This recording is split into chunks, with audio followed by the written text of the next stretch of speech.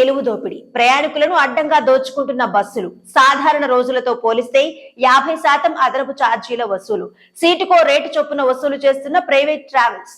Telangana RTC special బస్సుల్లోనూ ఛార్జీల బాదుడు. పండుగ వేళ ప్రయాణికులకు క్షవరం. సంక్రాంతి పండుగకు ఊరెళ్లాలనుకున్న వారు నిలువు దోపిడీకి గురవుతున్నారు.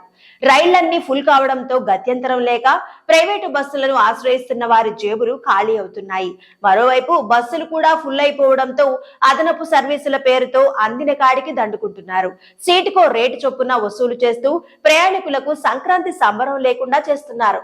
సాధారణ రోజులతో పోలిస్తే ప్రత్యేక సర్వీసుల పేరిట 50% ఛార్జీలను అదనంగా వసూలు చేస్తున్నారు. ఆర్టీసీ బస్సులు సరిపడా లేకపోవడంతో ప్రైవేట్ ట్రావెల్స్ ను ఆశ్రయిస్తున్న వారు నిండా మునుగుతున్నారు.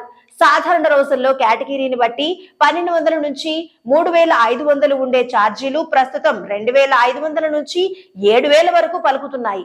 హైదరాబాద్ నుంచి విశాఖపట్నం వెళ్లే ఏసీ స్లీపర్ బస్సులో 4239 నుంచి 6239 వరకు వసూలు చేస్తున్నారు.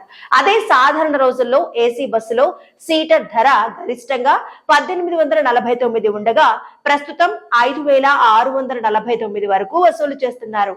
వోల్వో లాంటి బస్సుల్లో అయితే ఇది 6609గా ఉంది.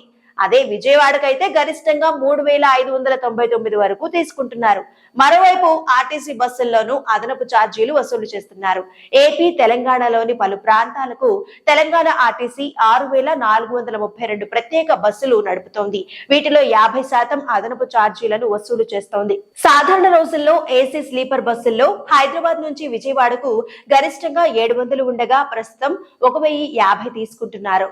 లహరి ఏసీ బస్సుల్లో ఈ ధర 2310గా ఉంది.